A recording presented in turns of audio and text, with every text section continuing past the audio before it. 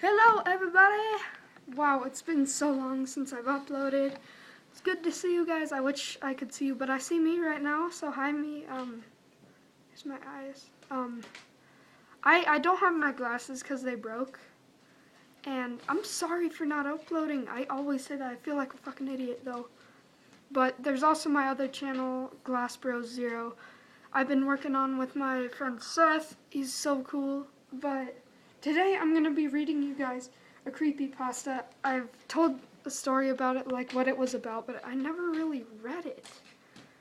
And it's creepy as fuck. It's really one of the scariest things I've ever read or seen. It's just one of those things that like it creeps up on you and it's like fuck you and it smacks you. But here's the picture for it. It's the creepypasta of the month, Room Zero. So I'm gonna read it, and I've read it once before, well, had it read to me, but fuck it, I'm gonna start. This will probably be 2, 3, 4, 5, 6, I don't know parts, because it's pretty long. But it's definitely one of my favorite creepypastas. I hope you guys enjoy it. Here we go. It's been a while since I've written anything related to the Disney Corporation, and I'm sure you can understand why. A lot has been going on since my last post. I've received a lot of questions and concerns from folks who read my first-hand account of Mowgli's Palace, a resort that was built and abandoned by Disney. I want to thank everyone who mirrored my post. It has been taken down from a few places, mostly corporation sites that were easily leaned on by a larger power. However, for every nuked topic or disappearing blog post, it seems like 100 more have popped up. This is something they'll have to face. There's no turning back from that. None for me, either. I'm definitely being followed. For the first month or two, I chalked it up to paranoia. Any casually glance or half smile in my direction set me off. Hair standing on the back of my neck, and everything. The first one I was actually able to spot was a telephone worker milling around my apartment complex. He was a middle-aged doughy, dressed just as you would expect. But something just seemed off about him. I couldn't place it, but I knew this wasn't just my imagination acting up. He was awkward and out of place. Not somebody who was comfortable doing his routine job. I followed him around the corner, only to lose him there. When I turned to go back home, there he was, staring directly at me, about 10 feet behind me, expressionless and cold. "Exploring?" he asked. That was all he said, and there was an accusing tone to his voice. Tell me, what blue-collar phone jockey does that? I guess that was the worst part, never feeling safe, never feeling alone. That and the occasional Disney merchandise left somewhere for me. Oh, just a minute. Alright. I'm being distracted by this. Come here.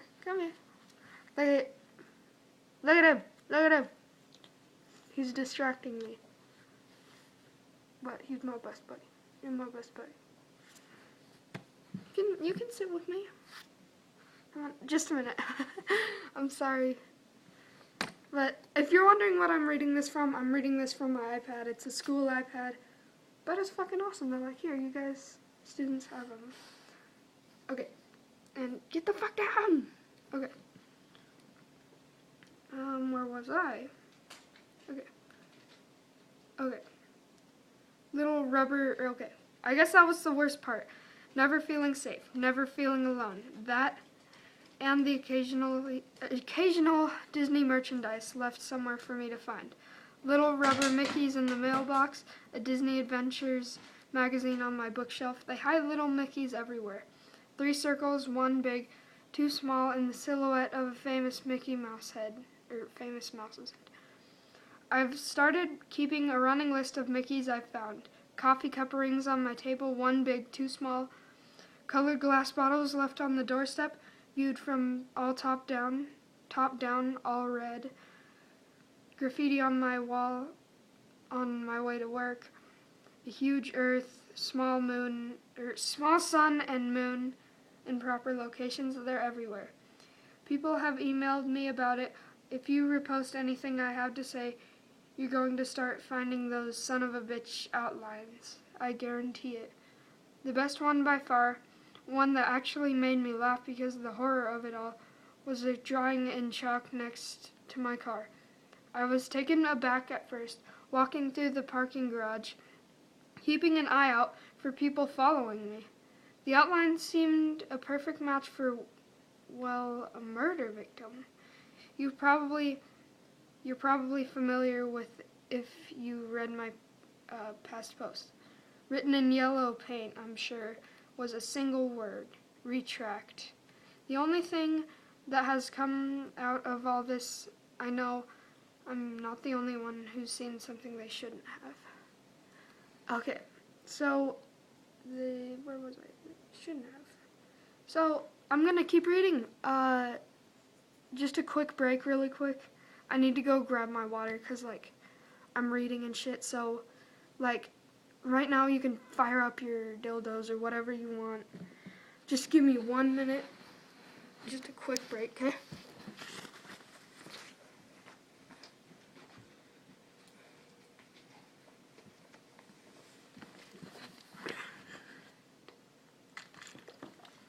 Fuck, spilled. All right. Fuck.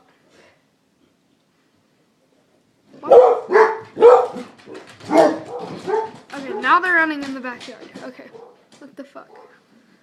So I'm getting really jumpy, because I've read this before. And, there's a bunch of space behind me.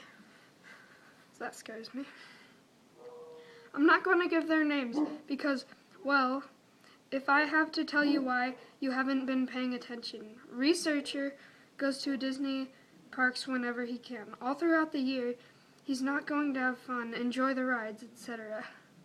He's looking for gas cots. Okay.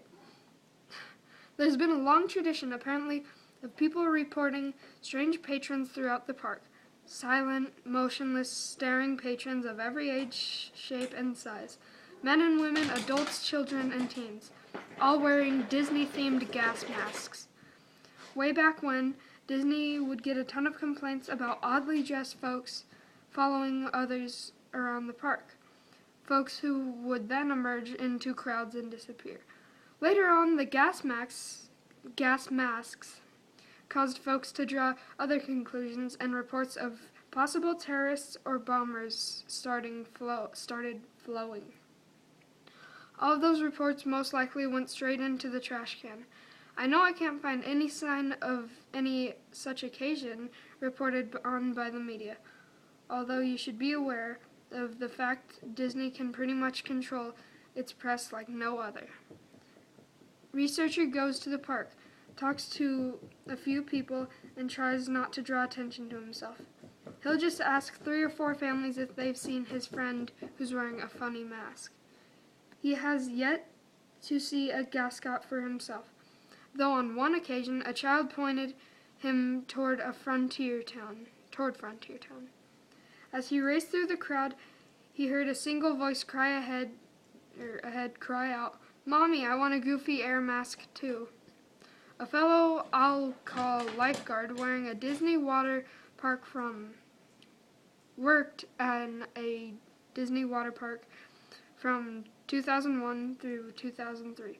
He stood at the top of a huge slide and made sure none of the kids got too rowdy. He passed the kids through one at a time, telling them over and over again to be safe, keep their arms in, and so on. One day, as he tells it, this fat kid goes down the tube and doesn't come out the other end. He sent 2 or 3 kids down. The whole thing moves at a steady clip. So naturally you'd expect that if Fatty got stuck, the other kids followed him would get stuck too. Not so. Only the big kid disappears. Everyone else comes out the other end, cheering and splashing like nothing's wrong. The lifeguard shuts down the slide, much to the aggravation of the kids waiting. Before he can go through any of Disney's strict procedures. Splash. Fatty finally comes out. Staff members pulled the kid out of the water. He sank like a stone when he hit, his skin already blue and eyes wide. All he would say was, "No face, kids, and stop squeezing." Okay, I'm going to end it there. Okay. 10 minutes, 26 seconds in. So I'm going to end it. I hope you enjoyed it. I will do finishing the story, so goodbye, like, subscribe. I'll be back in just a minute.